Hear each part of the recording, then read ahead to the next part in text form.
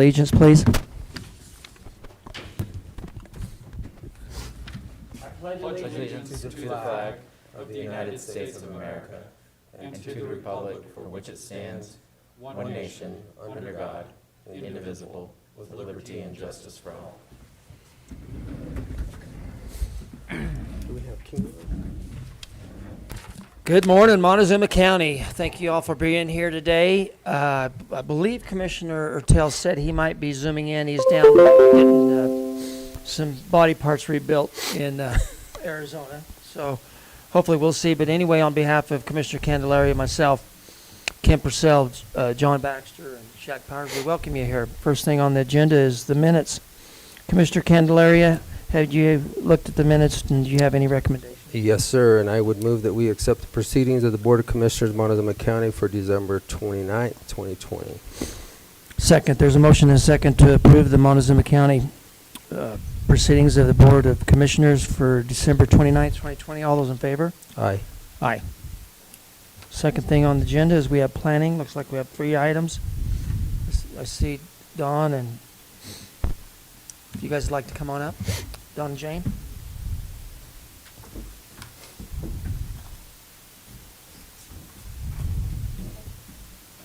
All right, the first thing we'll do, I believe the first one is, the first one's a public hearing, so if we could have Kim open up the public, I appreciate it. Commissioner Sukla, Here. Commissioner Candelaria, Here. Commissioner Ertel is not present, Administrator Powers, Here. Attorney Baxter, Here. and Kim Purcell, Montezuma County Clerk and Recorder.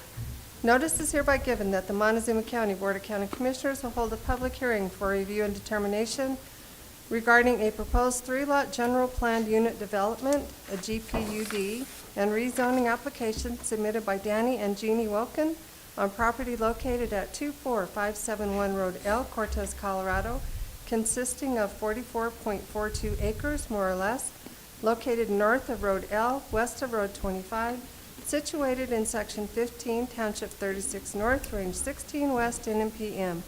The hearing will be held Tuesday, January 5th, 2020 at 9 a.m.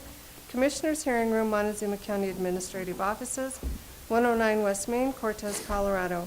Interested persons may attend and give input. Information may be obtained from the Planning Office online services at https://montezuma-co.smartgovcommunity.com public home. You may also contact the Planning Department at 970-565-2801 with questions.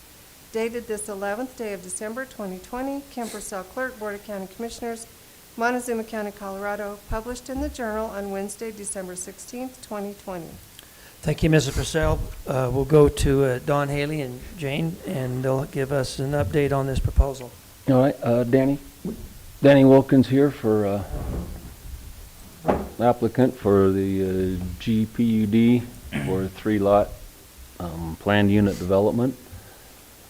This is on the north side of Road L. The bottom parcel has already had an existing mobile on it, so the infrastructure is there. The mobile's been taken off, but he would build close to the same footprint to use the utilities and septic system. And then the other 2 lots are to the north with an access 60-foot easement to the east side for the 3 lots. He would abandon the existing driveway to the existing lot there at the southwest corner and put in a new driveway access. I believe he's ran that by Rob at Road and Bridge, and Rob has no issues with that. Planning and Zoning was unanimous to recommend it for approval. The only condition was to check on the driveway easement situation, and also to have a soil analysis done for septic leach fields, just because there is some rock area, but I think it's to the northeast. But Danny can explain that a little more. I know he's had cap out there. Danny, would there be 2 driveway accesses or just one off of the easement for track 1? There'll just be one off of the new road that we put in. I will take out the driveway the existing driveway right now that comes off of County Road L, and when we move our new access road down, it'll actually help a little bit with line of sight and stuff, because we're a little bit farther from that hill. And so then all three driveways, or all three residences will come off of our new road. Is that at the top of the hill or almost to the top of the hill right there on L Road, or is that? Yeah, it's about, it's probably 300-400 feet from that peak and then off to the east. To the east? Yeah. When we bought that, we bought it from Lester Green, or his daughter. And at the time we bought that, there was about, I think, 4 or 5 trailer houses right there that we had the fire department come out, and they practiced on them and burned them down. That's been quite a few years ago, 7, 8 years ago. And then we've still rented out the space here and there. And when my father-in-law was alive, we had a little trailer down there that he lived on, but we'll go ahead and vacate that driveway and put everything off the new road and kind of clean it up that way. And then I'll still have access into the back of my property too, off of that road. And then I'm keeping that, there's about 100-foot stretch along the east side of the fence line that I'll keep into mine, and it will stay on into where we can fence it and graze it off like we do right now on the rest of the property and stuff. So, and So I did it. Would you be able to access, Danny, I see from your road coming from your direction, would you be able to access the new easement then? Or, I guess it doesn't really matter. Coming from the upper part down. Yeah. Yeah, and you kind of see where the like the new easement ends. Mm-hmm. Right there. I will have it where I can tie that little trail that we drive through with the Ranger and stuff. I'll tie that into right there. And so, yeah. And I've met with Rob and we discussed everything. I've had Cap Allen out there. We dug several test holes looking at septic systems, and we didn't feel that there was any problem with that. Lot sizes are very similar to what I put in Lebanon. And so they're anywhere from about 0.65, I think 0.65 to about 0.70, right in there is what size they are. And even when I did Lebanon, I was able to comply with all the setbacks at the existing, when it was 50 foot. And I'm still going to work towards that, even though I know the new setbacks are 30 foot in the new land use code. But I don't intend on just selling vacant lots. I intend on going in and putting in, 1,500, 1,600 square foot houses with a 2-car garage on them. And just to let the commissioners know, Cap Allen is on Zoom if you have any questions for him.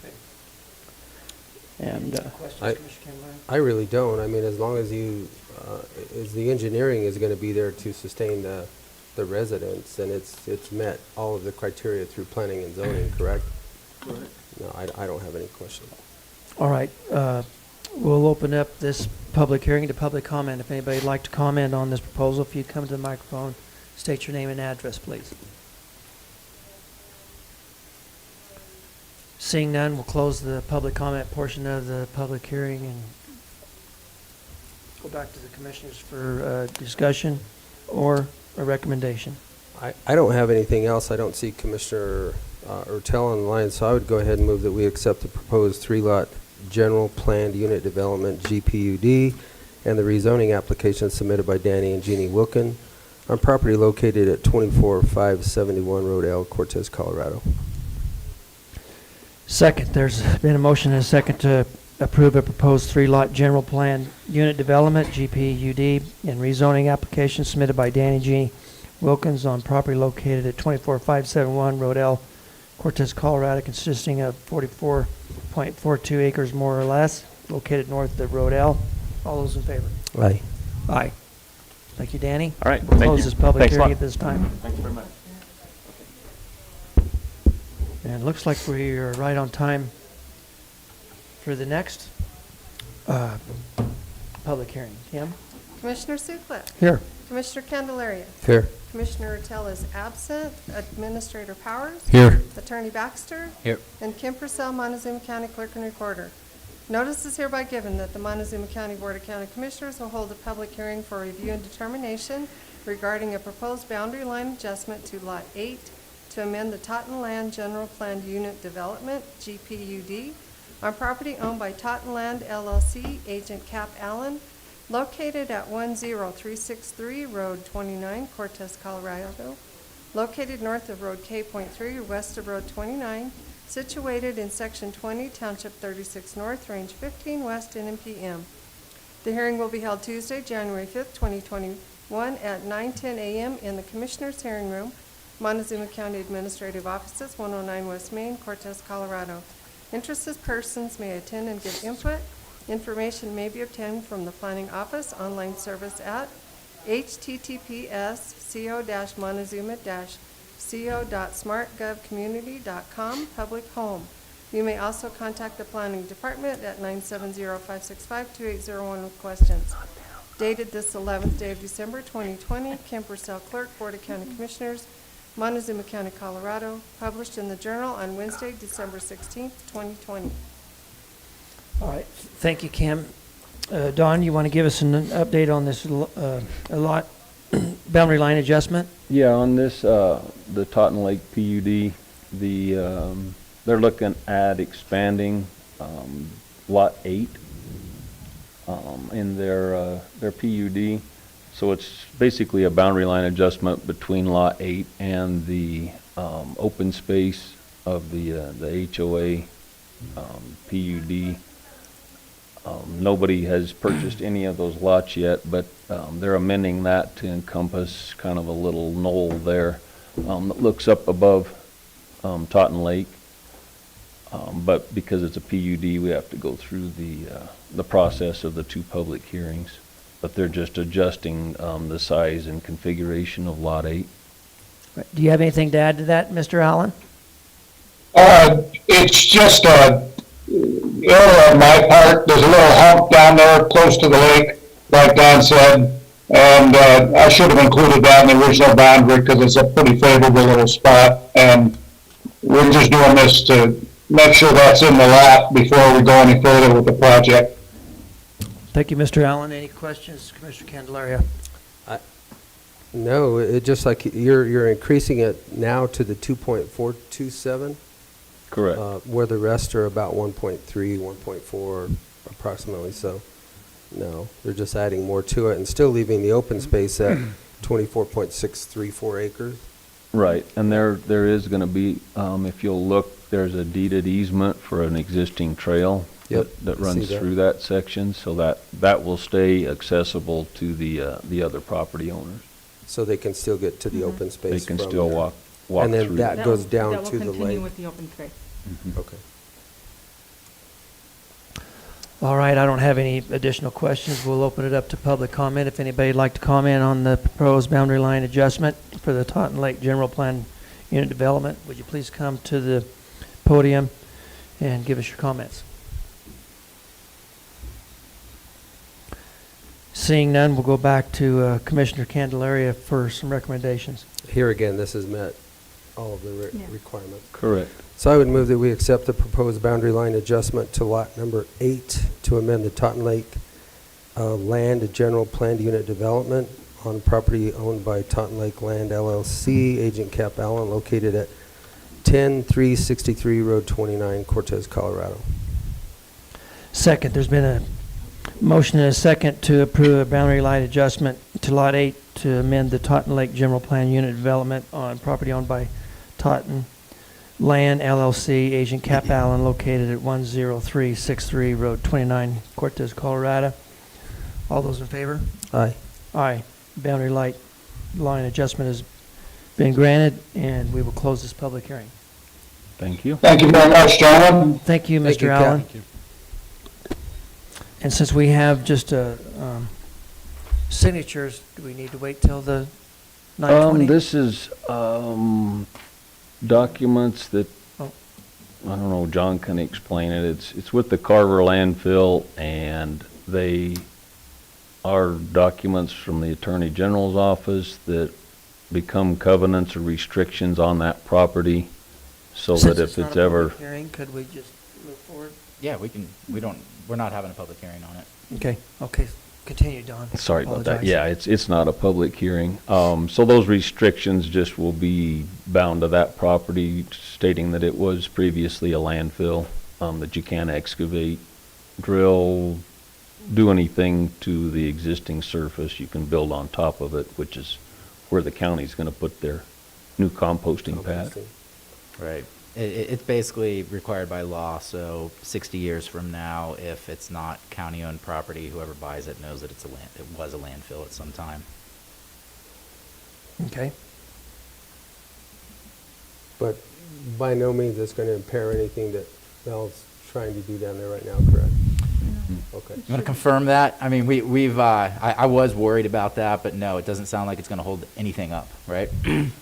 Yep.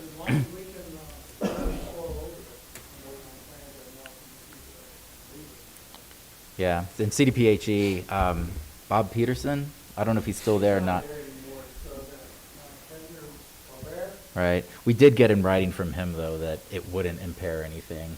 Okay, we do, I'm just trying to make sure that we have that in writing somewhere documented, that what we're trying to do to move forward with is not, I don't think it does. It was just an email from him confirming that, but All right. Do we have to, So there was a 30-day public notice period for comment that expired on January 2nd, so. have you touched base with the AG to see, the public comments were supposed to go to the AG, not us. But I think she would have probably let us know if there were any. And We also had on there for written responses to Mel's address down at the landfill, okay. so. And she did tell me that they very rarely get any public comments, so Right. so what do we need to do to proceed, John? Do we just need to sign it. sign it? Yep. do you have it? You have the document? Do you have And the there's- document? I didn't print it out. I can get it printed out for you. Okay. All right. Anything else on the planning agenda? Nope, that's all we got. All right. Short and sweet. All right. Thank you, guys. Thank you. Appreciate it. For now. Thanks to you and Commissioner Tell for Thank all you. your work Thank you. Appreciate in it. my short time here. Thank you, guys. You guys doing good work there. This time we'll open it up to public comment. If you'd like to comment on anything that's going on in the county, country, you can come on up to the microphone, and Either way. Wherever you want. it is your floor. Hello, Mr. Gardner.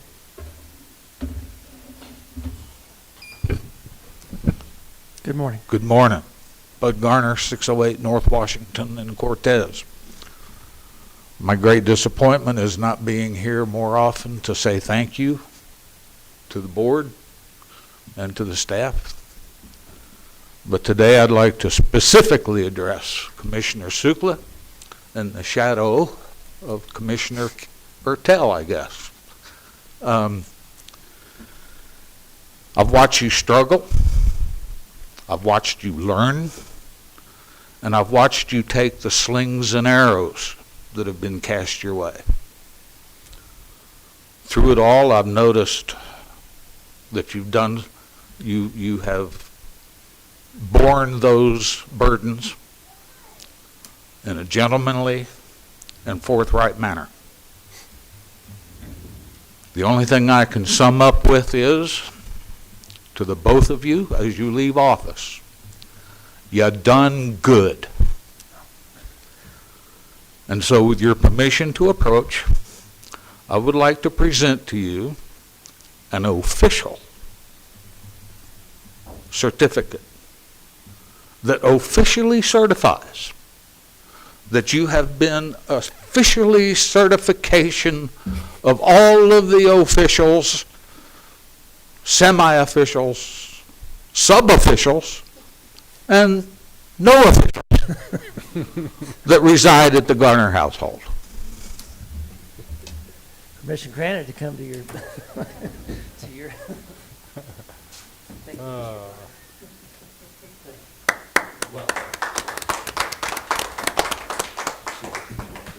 I will.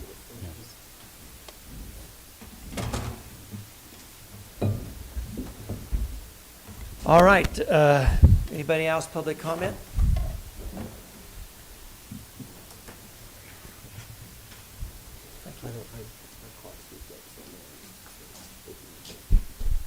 Mindy Nelson wrote in. I just also want to thank you so much for everything I have watched you do over a couple of years through my phone. And I chose this place to live a little over a year ago, because of what y'all have done and what I saw through the land use code and the comprehensive plan about our property rights. And I saw also Montezuma County was not a member of the Council of Governments. And what it does without the knowledge of citizens and you standing up to protect and stand forth with the citizens. And I hope it continues to where we won't be a member of the COG as it brings down top-down government and is done through policy without any knowledge of what we are doing to bring in more government control from the federal level. And I just want to thank you so much, Keenan and Larry, for everything you have done. Thank you. And I hope I can live here several more years. Me too. Me too. Thank you, Mindy. Anybody else? Public comment? All right, seeing none, we will close public comment, and we will go to the first thing on Public Works, which is Mr. Rob Engelhardt, which is the road supervisor for Montezuma County. Good morning, Rob. Morning.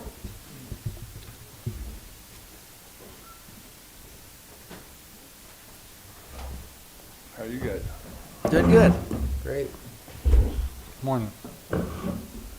So, I guess this is our last meeting, and I don't think I can top Bud there, but thank you very much for working with me for the last 7 years. And it started out to be kind of a weird thing for me coming out of the private sector and always hearing these stories about what did you do at the county and there ain't much going on and how do you stay not bored. And I found out working for Mr. Sukla and Mr. Hertel and a couple of the others, you don't get bored around here.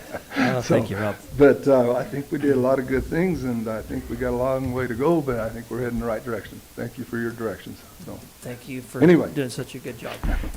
so being that, I think what I'll do today is go over a couple of things that are going to be left on the table after you leave, and where we're going with that and where we're at with it. So first off, Road G, the slip, that's a big deal. And we had a meeting yesterday with Troutner and SCH Engineering. The data is in, the wells are in, and the water is receding, which is good news for us. So we're going to probably go in a direction now of contemplating a system to route that water around us through that canal. We strongly believe the canal is probably the biggest issue there. The year that we had such a good winter was a part of it, but even with the drought now, we're still getting water. And as the time has went by this fall, the water in the wells are receding, which tells us when they shut the water off, the water goes down. That's a good sign that it's probably, a lot of it, the canal, which all canals leak. We know that, so there's no getting around it. So what do? Well, do we put culverts in? No, it's too far to leak. Do we put liner in it? Probably not. We'll just have to fix it again later down the road. So I'm going to recommend that we look at pricing out and putting in HDPE pipe fused together through the whole section. Mr. Helmer has helped me design a size that would fit their capacity of what they need in the future and what they're allowed to have. And it's a 30-inch diameter pipe, and I think that would be the answer to go through there and do that. That's a big job, and we need to get started quick because irrigation season is around the corner. It sounds like it's January, but this kind of work can take a couple of months by the time we procure and get materials and price it out and get everything going. It might be irrigating season, and we need to do this, So. How long of a stretch is it, Rob? Oh, about 1,600 feet to get us out of it, maybe another 500 feet to get us a little further for what they might need for a discharge area. So yeah, it's going to be quite a little bit. But it could fix the problem too. We might be able to do that, monitor the wells, and then go back in and do a simple earth embankment on the north side and bring that up and tighten everything back up. And so it could be the answer. It could be part of the answer. We might still have to put sheet pile in. But we don't want to make that decision until we get the water under control and then see what the movement is. Because right now it's stable. It hasn't moved in a month and a half. It's settled down. As the water receded, the earth quit moving, and the road's pretty good now. So. How much has it receded in your wells since you About 1.5 feet. Yeah, and since the wells became effective. So what's your depth? It starts at 4 and goes down to 20, for ranges in different spots. We did go down in the bottom of the slip side and drilled a well down there, and we went 35 feet below the creek and never hit bedrock either. So I don't know where bedrock is there. I'm sure we'd find something if you started driving H-pile and you just kept driving until you hit something, If we need to do that, we may do that, Yeah. But right now, we don't want to go there. Engineering just want to watch this water and put a pipe in and see if we can monitor the water and get it under control that way, and then go from there, so. So unfortunately, Mr. Sugler, this is one that's gonna go on for a while, so, you know, you might still get a few phone calls, just pass them along. You know? Okay, don't worry, we will. Okay, so there's that. DOLA, we're gonna meet with them on Zoom January 14th. This is for the 4.7 miles of Road 10 out at Pleasant View going out to Hovenweep. Patrick says this works pretty good. Well, we don't meet in person, we do it on Zoom, so I'll be available at that day and get that done. Asking for that money to take care of that road. Gravel, I am very proud to say that what we invested in on this crushing is paying off. It's 35 to 40% better production. We put 60,000 ton in Mancus. We've never done that according to the crusher crew, and we did it in about 2 months. And got Mancus set up with their 1,500 yards of gravel for the next 5 years. We've moved to Ormiston. We're ready to tackle that one. We've got about 70,000 ton to produce up there this year to make some commitments out of that one, and then right back to Hay Camp to make chips. So the cycle is going. But the good news is we're healthy at Hay Camp, we're healthy at Mancus, we're going to be good at Ormiston and head for Montezuma. So it's working. That's the whole point of the conversation. What we invested in, paying dividends to the taxpayers now. So we're not doing nothing but good. So. What time on the 17th are you meeting with Patrick, Rob? They got me set up for, I think it was like 3:30. I thought you said 14th, was it 14th? The 14th, yeah. Oh, I'm sorry. On the 14th, and I think my time is at 3:30, I believe, Mr. Commissioner. So I'll pass that along to you. I'll get that Okay. invite. Because I think that's how you do it, is everybody jumps in. Yeah. And I got a PowerPoint presentation, I sent that to them, and that's all been sent in, or we're working on getting to Denver, so that's as much as I know about it. So Patrick's supposed to call me tomorrow, we'll have a little pre-planning meeting tomorrow, and I'll have more answers tomorrow on the whole details of it all, so. Okay.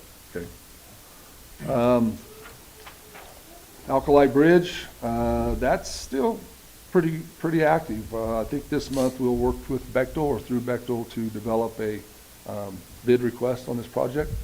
We're still waiting for CDOT to finalize some procurement or some acquisitions on some property down there for right-of-way issues. But, you know, I think it's going pretty good. I haven't heard anything bad about it. I think they're just working their way through the system. And if we can, we would like to get that out for bid this spring and start the project, which CDOT would be extremely excited about. I think we're a year ahead of what their anticipations are, to be honest with you, if all that goes well. So That's great. I'd like to see, if all goes well, a bridge across that creek by the end of this year. So that would be wonderful. So, equipment, we made some big sales this fall, or about a month ago on a public auction site. We sold that wheeled excavator that we don't particularly care for, that we mow with. We sold the You had a name for that. We sold the terrorist that we hooked Yeah. onto it. It's gone. I don't know why anybody would want it, but they bought it.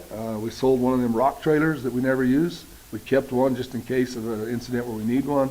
Out of the 3, though, we never used them. We were just sitting around rotten. So we sold one of those.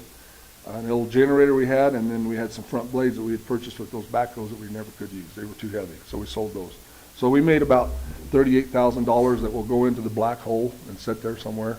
And then someday I'll request that money back out to go purchase, I'd like to get another excavator. I mean, a smaller one, so we can work culverts and ditches and trimming. And we learned this fall, we rented one from a dealer, and we did some really nice work along some of our drainages with the Mini X with rubber tracks, so we can get on this chip seal, we can get on that asphalt. And that'll replace this big monster we have that was never that functional. So we're working our way through what size we like and what size we don't like. I think the one Bonnie got, that's a nice machine, but that's too big. That's way bigger than what we're looking for. But then if you don't get something sizable, you can't mow with it. And we're trying to make a multi-function tool out of this, you know, where we can mow, dig ditches, put culverts in, work through swamps. And I'm afraid that 309 that Bonnie got is just a little too big for us, but she's graced us with the opportunity to go use it this winter with the mower on it. We're going to play with it and see what we like and see what we don't like about it, and then we'll go from there. So that'll be something we deal with in the future too that we'll have to work with. So, but other than that, we're doing fine. We're just moving right along. Everybody's healthy, and we're hauling gravel, and we're taking it out to Pleasant View on some roads out there that needed repaired, and you know, the weather's in our favor to keep on moving. So that's what we're doing. So there you go. No, I had a conversation with Rob yesterday. He said he was eating peanut butter and jelly for the next couple weeks because his wife was gone. Months. He said he's doing well on PBJ, so, Yeah. no, I pretty much keep apprised of what's going on down there, specifically because of that slip and what's, you know, where's the water and where are we at, so I have no further question. One good positive out of a bad situation is that the fracking industry is not very busy right now, and they do a lot of that kind of work. So maybe one of them companies out of Grand Absolutely. Junction would jump in and bid on this project. And we are still working towards some way of making it work where Women Who's Construction or the tribe can help us. It's all in their lands. And, you know, you just can't give it to them because you don't know what, you got to bid it. You really need to know what the bids are, but they don't work like that either. They want to bid it. They're a reputable company and they want to bid it. But it sure would be nice if we could figure out a way that they could work that job as being on their lands and do their work with their people. But Yep. unfortunately, we may not be able to. We'll just have to see how it goes. But we're still working that direction, so. All right. Good. So, Well, anyway, thanks again for all the fun. It All was- right. it Yeah, was- thank you. Thank you. it's good It was 7 years. it was enjoyable to work with you. You too. I can Okay. tell you that. See ya. Thank you. Thanks, Rob. Noxious weeds, Bonnie Loving.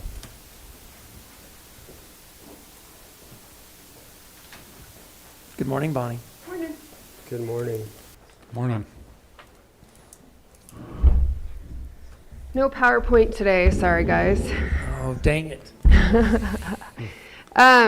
So just some updates, the RCPP program, if you remember the end of September, they said that our project wasn't in line with the classic RCPP, but I've talked to Clint Evans, who's our Colorado State conservationalist, and he's gonna help us tweak the RCPP requirements to make our project work within the classic. So that's our agreement with them will keep moving forward, which is great. And again, just so everybody knows, how much funding will we be getting for that? It's about $326,000 for the next 5 years. Well, maybe in the next 4 years, I'm not sure. We have to have a meeting and talk with it because it was supposed to include this year. So that'll be great funding for the Phreatophyte project. Some other things, I've applied for the Colorado Department of Agriculture grant, which we apply for every year. I've applied for the Southwestern Basin grant, an EPA National Wetland Program grant, 5-star and Urban Waters Restoration grant, and I'm working on a GOCO Wetlands for Wildlife grant. Most of these grants, I'm asking for funds to help support the Phreatophyte project, but the Department of Ag one will support other projects such as the Cost Share program and then the Mancos River project and things like that. So I'm seeking out other grants, so if you guys come across anything, just let me know. What else? I have my CDL permit. I'm going to work with Gary Nelson to teach me how to drive a dump truck so I can get that going. We ordered a trailer from the D&D sales a while back, and it's still not here. It's on back order. I don't know if it's from China or what, but I'm still waiting. We got the new ATV. It looks really nice. I just need to get it wired up this winter. We should be good to go for that. And right now I'm just planning and organizing for the 2021 projects and programs. That's pretty much it. Thanks for being so supportive, and it's been a good 6 years. We're progressing pretty heavily, and we'll continue to do so. Anything else? Pretty short and sweet. No, You're a hustler, that's for sure. yeah, So, good job. Thank you. Thank you. we have a lot to do moving forward. Yes. Always. All right. Thank Job you. security. Thank you, Paul. Yeah, you've definitely got that. Landfill, Mel Jarman. Why are you on crutches again, Mel? I thought you said you never use your heel to make a ditch. You don't use it to spread forks apart on a loader when you're standing on ice either. That's okay with me. How long ago did that happen? 2 days before Christmas. Wow. Merry Christmas. Yeah. That's kind of what I thought. And my wife said I was accident prone. Yeah. What? Well, she wasn't wrong. Or are you saying on YouTube that your wife was wrong? Why did we check? I told him he needs to get me out of this desk job because it's killing me. Let me go back to work. All right, so if you'll look at the last page of the budget. So right now, according to the figures, now bear in mind, at the beginning of the year, we start out at 0. So we've spent $377,000. We're not in the hole according to this budget. We spent $646,000 for the cell 4. We also paid $160,000 for a trommel screen, and we spent $20,000 for a water truck from Rob. And we're still going to come in less than what is budgeted. So we're in pretty good shape. And you actually have that in the landfill account with We the have that treasurer. landfill You account. just have spent more than you took in. Right. And I filed the paperwork yesterday with CDPHE to get our $127,000 back for the trauma For the grant. screen. Oh, good. So we should be getting that hopefully pretty soon. I was on the phone with them, so hopefully the paperwork didn't get screwed up and it'll be on its way soon. Carver Field, that's a big deal. If we don't get that put in and we can't prove that we're increasing our compost operations, it's gonna put a kink in our grant. So we gotta get that done. Our consultants are already working on the plans with Weaver, with CDPHE to get that done so we can get it put in. And we're gonna do that ourselves as best we can. We may have to rent another tractor to move soil because we're gonna have to move a lot of soil over there to get this done. How much do you think you'll have to move? How many yards? Man, I don't know. It's gonna, because that, if you've looked at the Carver Field, it's wavy. And we're not allowed to cut more than a foot to keep the cover soil over what's there Right. in the landfill. So all them swales are gonna have to be filled in and compacted. So it's gonna be quite a bit. How much, I don't know yet. Until I get some plans, I have no idea. Are you gonna take your soil from cell 5, excavate it while you're doing that? That makes sense. It's not gonna have to be compacted, I don't think, anywhere close to what the clay was for cell 4. No. This is just a compost pad, but it is gonna have to meet some certain requirements. There will have to be a drainage area and a pond with a liner, but it's small, real small collection pond, because they don't want it running off into that creek that runs right there by the landfill. Because we're still gonna be dealing with biosolids right there, and they can't have that runoff, so. In order to provide for the bald eagles and hawks that are down there all winter, will you be stocking the pond? That sounds good. Just a thought. Let's see.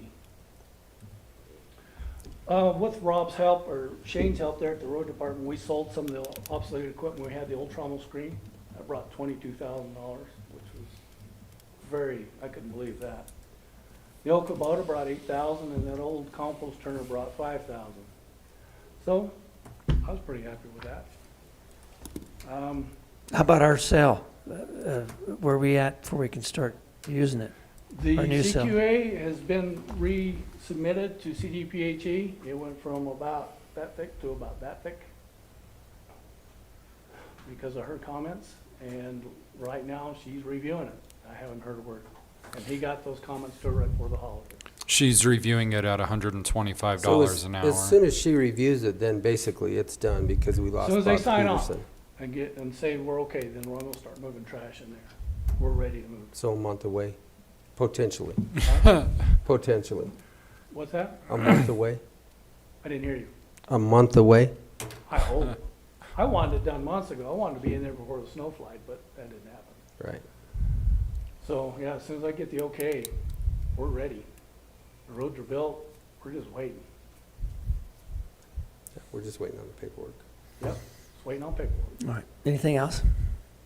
I think that's it. Thank you guys for your help. Landfill's changed a lot in the last 5, 6 years. So, we're really moving forward down there. Yes, you Thanks are. to you and Shaq, it's really improved. And I think people see it. So, I know the state's happy with us. We didn't even get. They're an hard to make inspection this happy. year.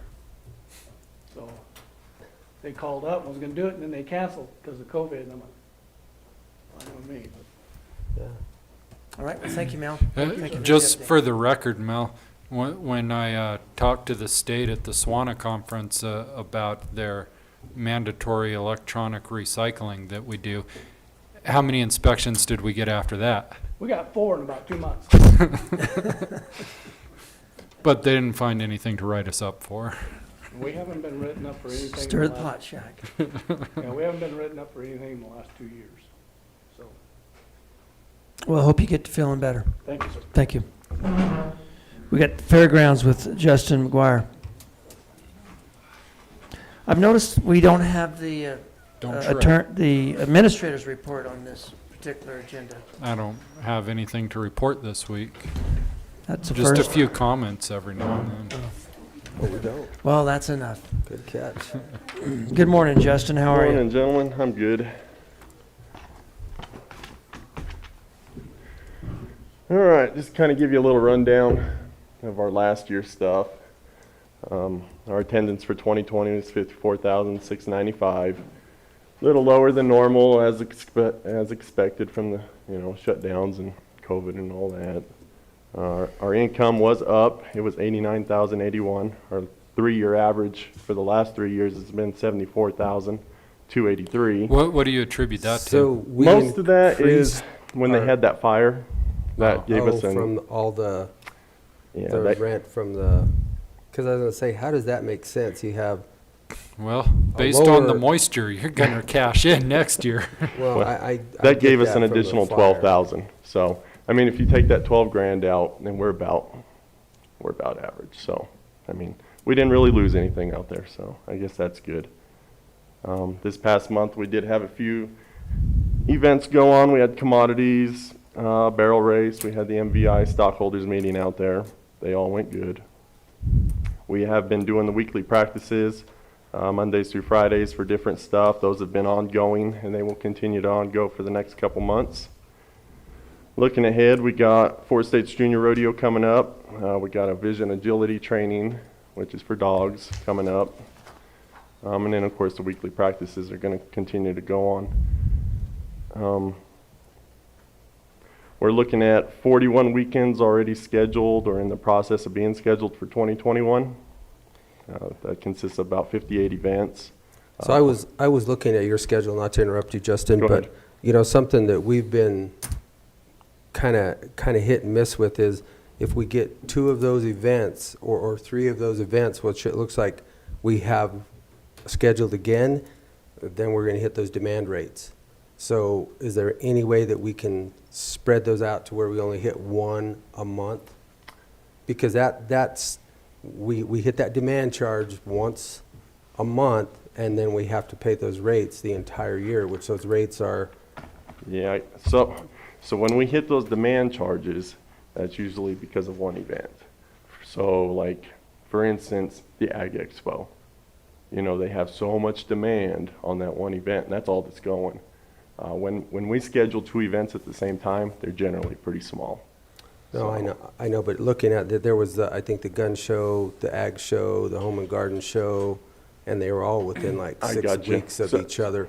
So, looking at how we're billed, as long as that stays within that month, it shouldn't hit it. But if you put 2 of them in there, you're going to hit that. The way I understand it. Yeah, I know the only problem we have with that is when we take that arena out, we're only trying to take it out for the shortest amount of time as possible. So we can Understand. put all those events in there, because we're taking bleachers out, we're taking the whole arena gotta out. compact, Yeah, we gotta then you compact gotta- it, and it makes their price a little cheaper because we're distributing that cost of us doing that amongst all 3 events, or 4 events, however many we have at that time. So that's, And the events are usually held at a certain time of year. yeah, and they all Because- want Right, no, March. and I get that. I'm just saying, is there? I hate though that Because I know. we run the demand- fairground because of Empire Electric instead of. And we've tried to see if we can move them a little bit, here and there. And I know this year they got to try August, September, just because of COVID, but they didn't really do good. No. So, and Well, we're I think- thinking, I'm not going to compare anything or I know it. anybody I to know this it. year because I No don't way think to you compare. can. There's no way. I know it, but. It's just a question, I mean, is there any way to move those?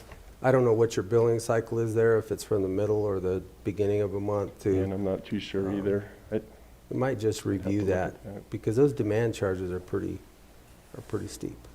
Okay, and I don't know if, later on, maybe we can try to get rid of that demand charge as far as three-phase, but. Oh, we're trying to right Okay. now. I mean, we're coming up on our 18 months review now, so that we can get from that and go back to general three-phase, which changes it for us as the county. Okay. Yeah, big time takes away Take- the take- demand charge, Yeah, doesn't it it? takes away quite a bit. So, And it allows us to combine meters at that point, right? well, To some degree. at some degree, right. And then the other thing too is still working with Jonathan to get rid of those coolers out there. Yes. That's another huge Yeah. demand that is constantly pulling that runs that building to the, I guess would be your south, where those coolers are at. There are three or four coolers that are constantly running. One freezer and one So refrigerator. have you, I don't know if you have or not, but with Jonathan still working to get those things relocated, because we had talked with Lori Hall at one point in time here last year, and they were gonna move them over to the food shelter or whatever right there, I think on Beach Street. Or, well, or at the. Or over at the annex, so. Yeah, and I know they discussed that a little bit. I don't know the details in it because I wasn't really at the start of all that. So I don't know if that's really I'll on the follow up radar. on that too, Okay. because that would be just to eliminate those three, that would be that's a pretty big factor right there. Well, plus people that are picking up the commodities, if It's in more town, convenient it's in more town. convenient. Yeah, I think they were just looking at the situation as far as room, where they could put them somewhere in town that has, so you can put 100 cars. The food share was interested at one point in taking over the commodities, but that's not gonna work out, so. No, I think that one fell through. It definitely fell through, so. I mean, but, I can't think of any reason we can't put it at the combined courthouse. They're not doing anything with that building. Great idea, Shaq. Oh, he's Place here, is empty. Commissioner Tell.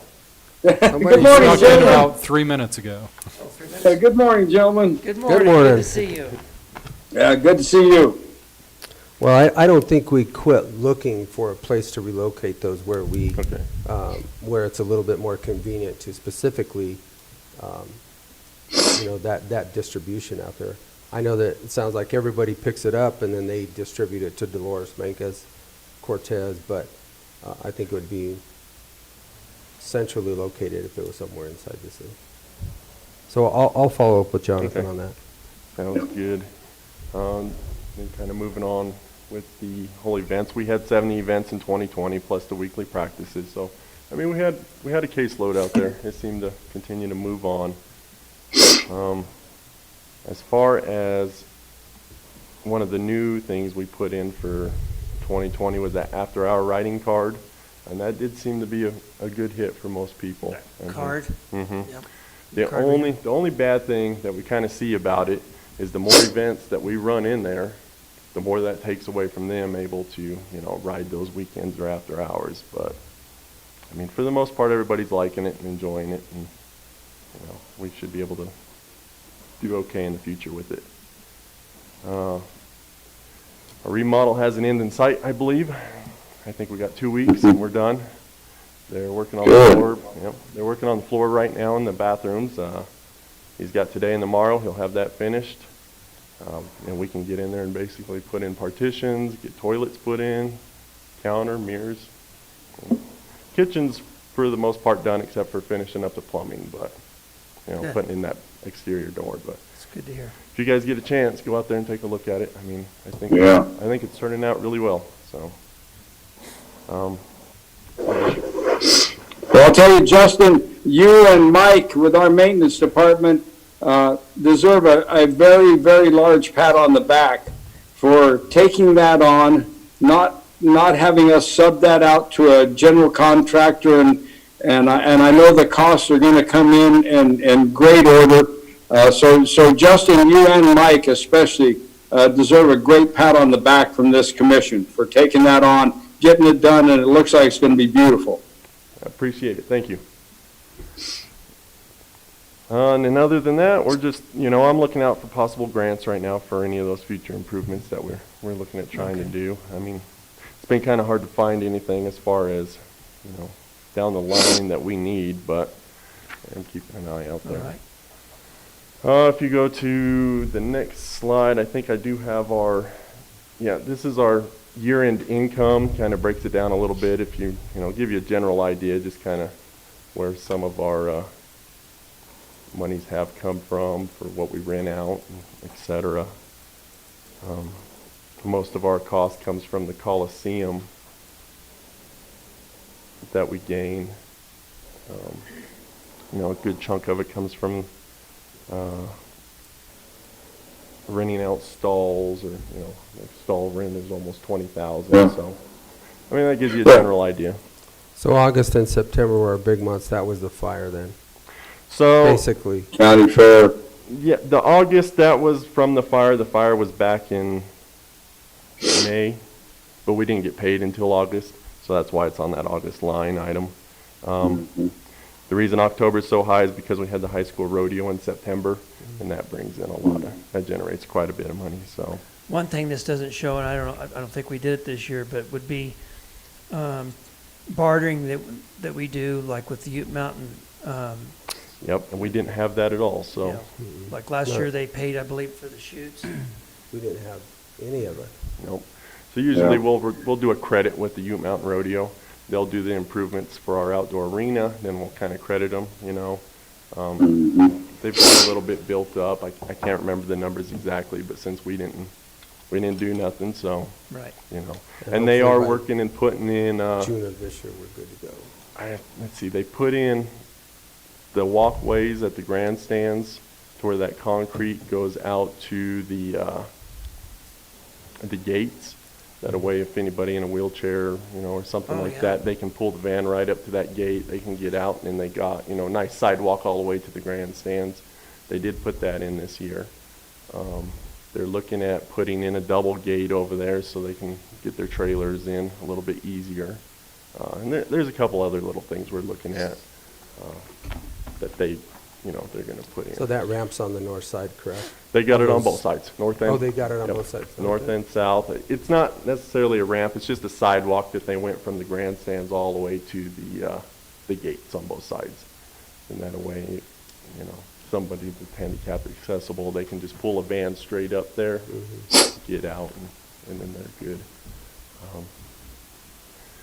Our next slide there is our scheduled events, which you kind of talked about a little bit, just to give you a general idea, kind of what we do have lined up for 2021. I mean, Oh, you look busy. yeah, I think we got a full schedule ahead of us. So, as long as nothing drastic happens, I think we'll be in for another decent year out there. I just hope that in the future, that the gun show isn't also a mandatory buyback. So let's just keep it at selling guns.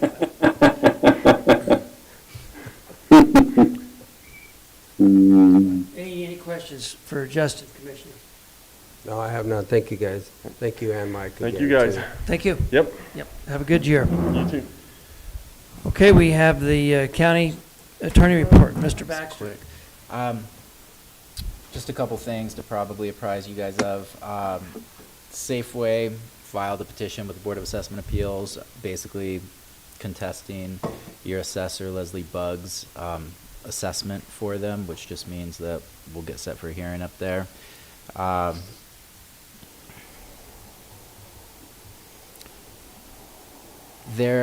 don't know when, and we can inquire of our coroner, George Devers, next time he's in here, but I don't recall if I've brought this up before with you, but there was a person who deceased, and George wasn't able to find a family member, somebody to take responsibility for the body, And so if you recall, I don't know whether this was your county administrator's idea or if it was George's idea, but It's state statute, but I brought it up. there's an account that we had to set up for situations like this. The county's responsible for paying for the either the cremation or burial for unclaimed corpses, and so this will be our first one. We'll get invoiced for it sometime in the future, so it'll be the new commission that'll pay for that. My guess is it's going to be over $1,000. Really, the funeral home, I think, might have been eating this cost in the past, which isn't really fair to them because there's a statute that says the county has to pay for it. So I signed off this morning actually to go ahead and cremate the body, and we'll get the bill for that. They're going to bury it at I think what I understand is that Cortez Cemetery donated. Yeah, piece of land. John, not to interrupt you, but I'm very familiar with that type of situation, and you're correct. I don't know if their monies are drawn from the old age pension or some other fund, but the county has paid for anybody that has been an unclaimed person. We had one out by Pleasant View a few years back, and what's done is they're cremated and then they're buried and they're marked. The funeral home makes a marker for them and buries them at the Cortez Cemetery. So then, in the event that any family members in the future come looking for that individual, wanting to know what took place, what happened to them, there's a definite record and a definite place they can go to be with those cremains in the Cortez Cemetery.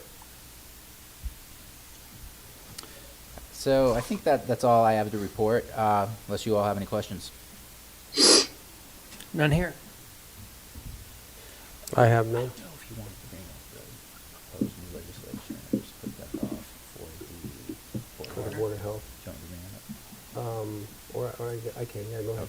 All right, I recently learned of new proposed legislation, state legislation. I've got no idea about the prospects of this thing passing or not, but my understanding of it without reading the text is just simply that the proposed legislation will do away with small counties' options to have the Board of County Commissioners as the Board of Health, and make it whereas it's the same for everywhere in Colorado. Right now, the larger counties have to have a separate Board of Health, but smaller counties are allowed to choose between either having a separate Board of Health where the commissioners appoint the members or the BOCC being the Board of Health. This county's chosen to have the BOCC as the Board of Health. The proposed legislation looks like it's contemplating getting rid of that option. I don't see any real benefit for you all since you have that option right now. So my assumption is that, without reading the text, is that this is not something that small counties should support. But we got to see the text and see what it says. But that's what it looks like. My guess is this came about as a suggestion by CDPHE because they were probably worried about some small counties not following lockstep with what their suggestions were. But I don't know. That's just me guessing. And there's also a call on Friday. I think it's at 1 o'clock. I was trying to find it here by the two senators that are supporting it. So I'll follow that on Friday. I'll be on that call. But I did send that to John just to see how that was going to impact us and what it might or might not do. So we'll follow that pretty close. Well, I'd call an ace of spades because that's exactly why they're doing this. And I'll tell you why it's such a bad thing is the health department doesn't know what the pulse of the community is when it comes to economic downfalls from lockdowns, and I just think this is a power grab in my opinion, and I hope that the new board fights this tremendously. And I'll give an example of this is when we had 6 people in our park this spring that were one tested positive, there was a proposal to build a $400,000 tent in our football field for 6 people. The Board of Commissioners in Montezuma County said, no way, Jose, and it all worked itself out without spending an additional $400,000 to build a tent city in our football field down there. So you need to have that common sense of the commissioners that have the pulse of the community, and they need to be the Board of Health, period. You get your recommendations from your doctor and from your Board of Health, but in the end, it needs to go. That would just be taking authority away from the Board of Commissioners. It's had that authority from the beginning of time, and it's just a power grab from the top up down to put their thumb on the people that run the counties, and I say hell no. And I think I don't think this will gain any traction. Talking to some commissioners around the state yesterday, specifically in the southwest region, on the call that I do on Monday nights, I don't think there's going to be a lot of support from anybody specifically at CCI, and that's who they're basically coming to on Friday for that call. So I don't think it's going to go anywhere at all. I think and hope Commissioner Candelaria is correct. Many of the counties in Colorado are small counties. You're talking about, the Front Range and Grand Junction are the big counties. And if you're a small county and right now you have the option to set up an outside, so you still have that discretion. There's no good reason that I can come up with. I mean, other than I guess the weight doesn't fall on you all. You all wouldn't be the ones as criticized, and it would go to the state. It's the only, I think, positive, if you can even say that that's a positive, is you're passing the buck. That's it. There's really no good reason to support this, and I think Commissioner Candelaria is probably right that as long as CCI gets behind us on this, which I think they should, since a majority of the counties in Colorado should be on our side. So it only affects 100,000 population or less. Right. That's the way I read that. So correct. It's And then, John, do you know anything? portion There's of the also a county. new law being proposed about corners that happen to be certified. Do any of you know about this? Do you know anything about this, Commissioner Tell? I have. Go ahead, before they can Commissioner be Tell. elected? Commissioner Sukla, I know at one time there was a push to turn our state from the coroner type of death investigation to a medical examiner type, which would then entail that you had to have the head of your medical examiner's office had to be a doctor.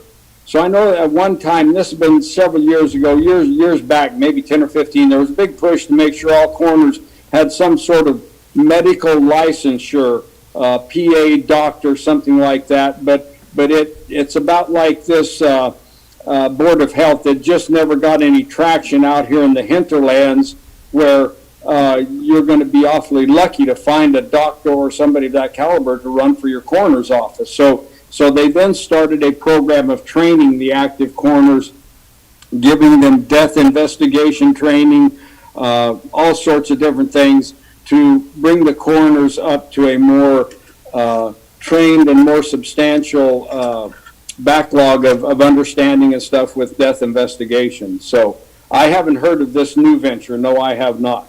Okay. And I would just echo that, Commissioner, what Commissioner Attell just stated. There is a required proficiency now but this has already been done. This is already in the law. Any new coroner that's not a forensic pathologist or medical examiner has to take a training course. I assume that our coroner did that. Right.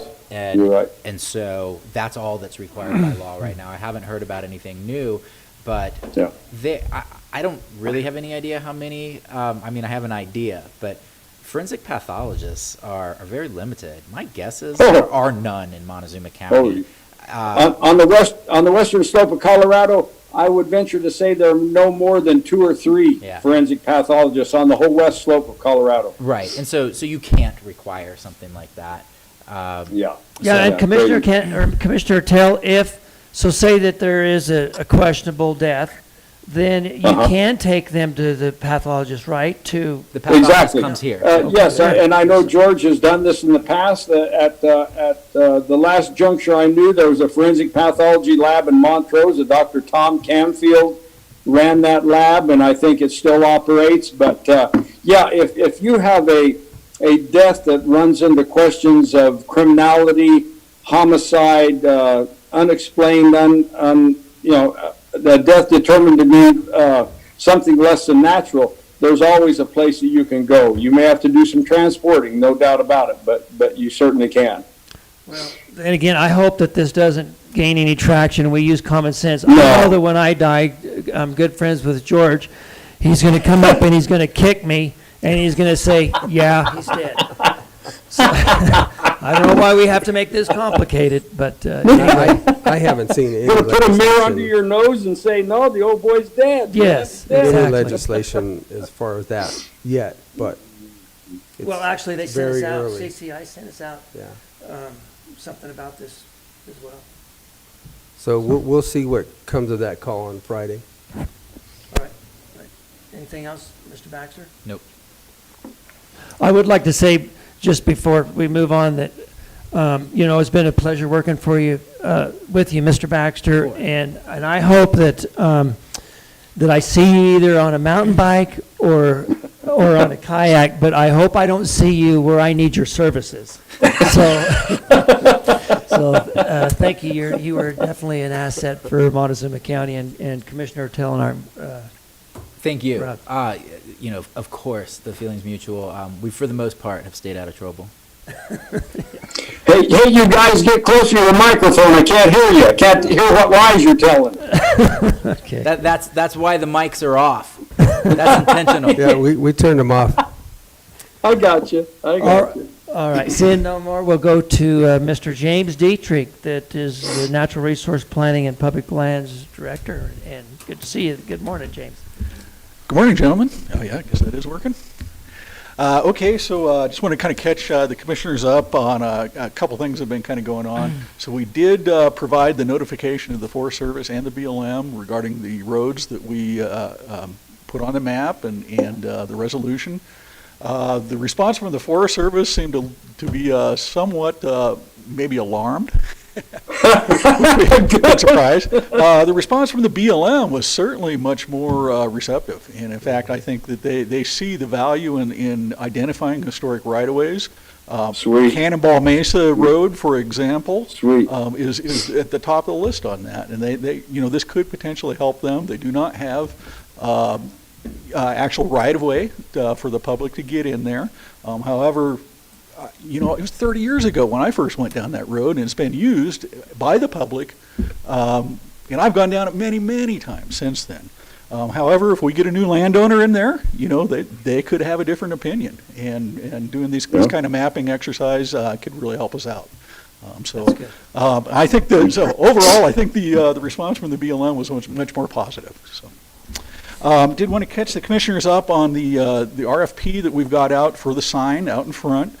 So far, we've only got one individual that's been in contact with me on that. He has got an RFP that he's putting together for us. And it does sound like, I did extend the deadline on that, by the way, to the 25th. He was having a little bit of trouble getting people to respond over the holidays, and kind of understandable. So I think giving him until the 25th seems pretty reasonable. But it does sort of sound like he'll have something good for us. Hopefully, we'll see maybe one or two others also. Anyway, glad to hear that, James. I keep hearing your voice, Keenan. I keep trying to look for you. And They won't hear me. Okay, but yeah, so we should hopefully this spring have a new sign in front of our building if everything goes well. So I'm going to come by and bust a bottle of Tokay on it. that sounds good. Yeah, I'll be up there to help you. So I think we're doing pretty good on all that stuff. We did get a notice from the National Park Service yesterday. They're intending to list a few buildings that are up within the park on the National Historic Registry.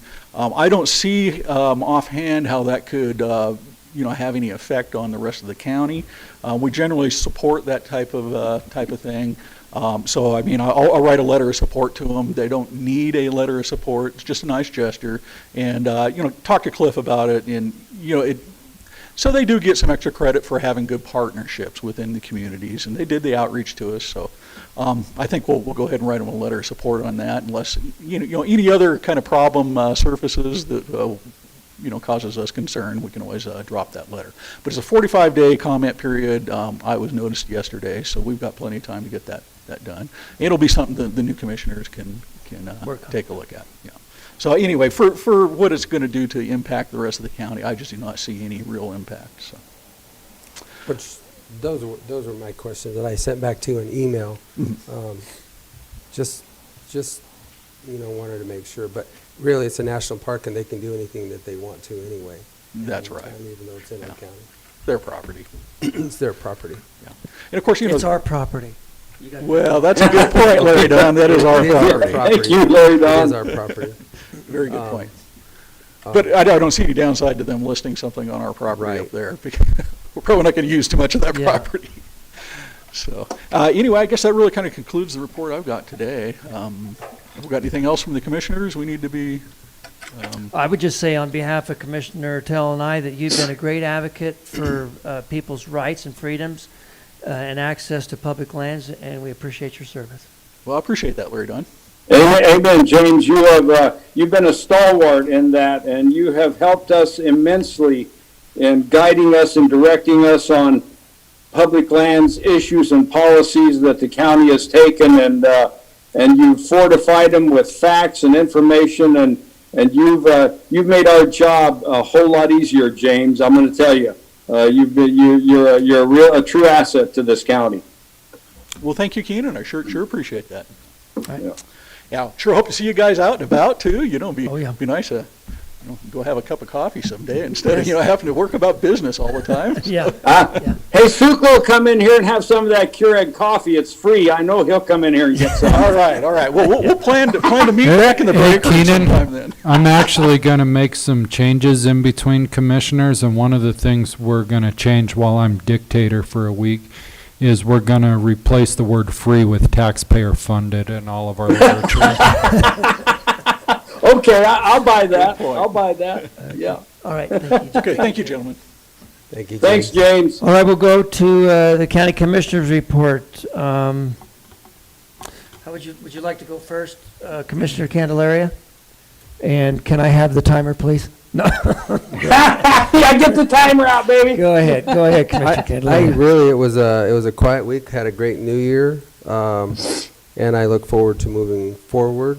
And thank you guys for the 2 years of being able to sit up here with you. I really have no report. John and I basically discussed the legislation that on the BOH as far as the BOCC as the BOH, and like I said, I'll follow that up on Friday, and then follow that through the legislative process if it gets that far.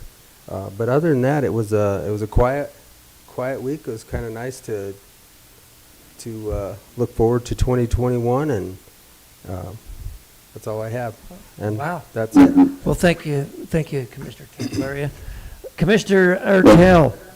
Yes, I have a report this morning.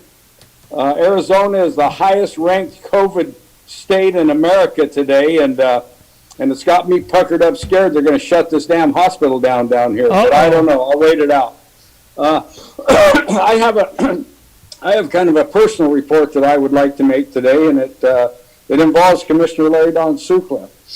And a lot of people in Montezuma County aren't aware of a lot of the things that Commissioner Sucla has done in the last 8 years.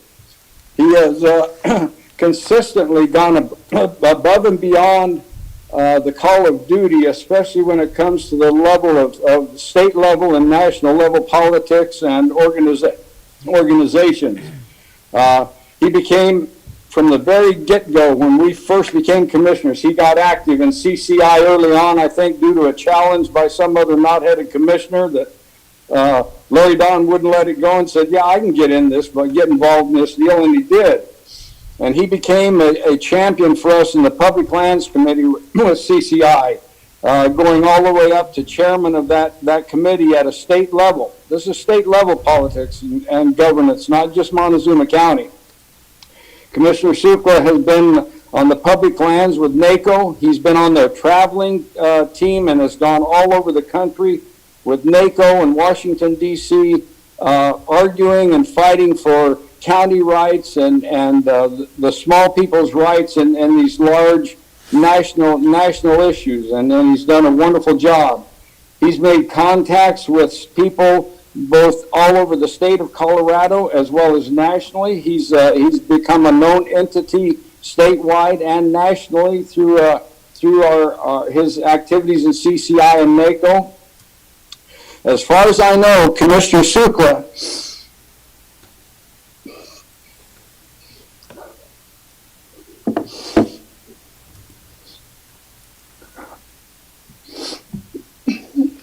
is the first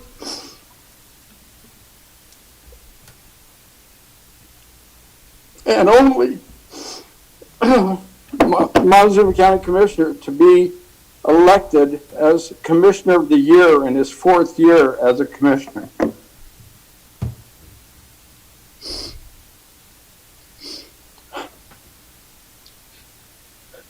Excuse me.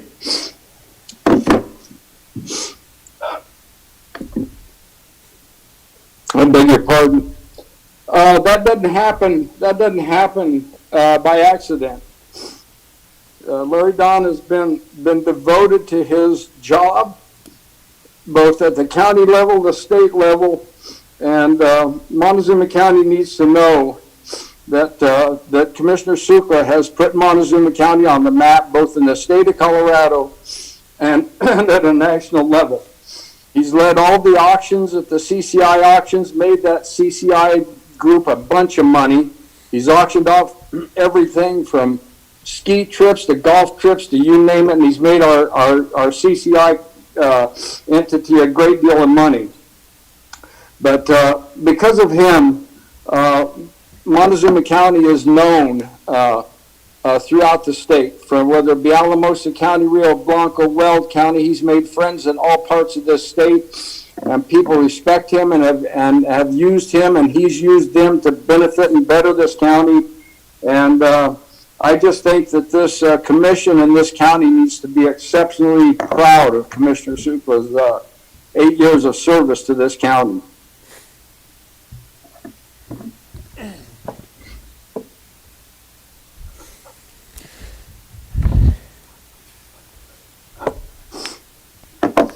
You're a very good friend, Commissioner Hertel, and we were a team, and we did it together. The staff did it together. It's the people of Montezuma County that did it.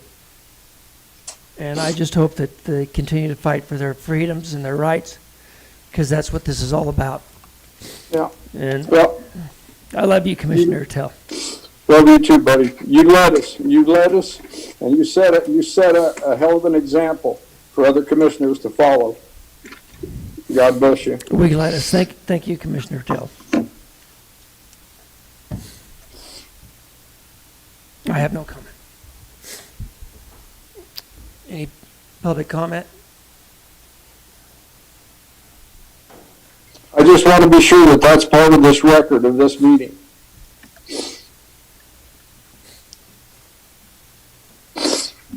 Dexter Gill from Lewis. That's on, I guess. Dexter Gill from Lewis, Colorado. I spoke once before, but this is your last meeting. I just really express my thank you. I've been to most of your eight years of county commission meetings, not all, but I've been to most of them, and couldn't be more proud of our commissioners. I'll tell you that, the whole bunch. In these 8 years, and some of you know, but we have in our little group, the 912 group, we have contacts around the state, and I send out some comments now and then, and I've gotten comments back in the last couple of weeks from people in the Front Range in similar groups. Their comments was, I really wish we had your commissioners over here but then that'd be selfish because then you wouldn't have them. But they were serious. They seen what our commissioners have done over the last 8 years, and they are jealous that we've had successes over here of really watching over the people and doing the job under the Constitution the way it should be in the state of Colorado and the United States. I just want to say thank you very much for your service, every one of you, and you've set the bar pretty high for the new commissioners to make it. And Jim's he's got to step up already, so he's got it going. And so, but you have set the bar, an example of what commissioners throughout the state could look to for examples. Thank you. Thank you. Thank you, Dexter. Thanks, Dexter.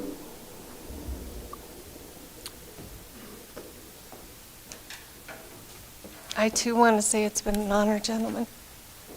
It's hard to take a group of men, not just women. Women argue a lot, but men have issues too. And you guys have treated me with respect and kindness, and I appreciate that. And it's been an honor to serve with Commissioner Sukla and Commissioner Tell. I remember the first forum that I went to with Commissioner Tell, the first question I asked him is, why are you wanting to do this? Do you know what you're getting into? And I said, please don't do this. Because when you get into it, then you realize that your phone number is public record for 27,000 people to call you on the weekend and at 3 o'clock in the morning and whatever. But I just wanted to say it has been an honor to serve with you guys. And I'm excited for the new team, but I'm also honored to consider you two gentlemen my friend. Thank you. So are we. Thank you, Kim. Thank you, Kim. The feeling's very mutual, Kim. Anything else for the order of the good?